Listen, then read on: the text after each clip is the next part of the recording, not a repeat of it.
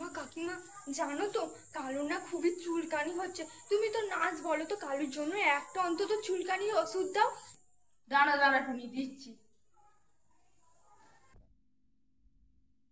A few moments later, 2,000 years later, one eternity later. তো ভগবানের সমান বলো।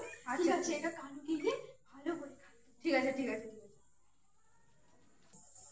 হাই গো কাকিমা, তুমি কি ওষুধ দিলে গো? এই ওষুধ খেয়ে তো কালুটা মারা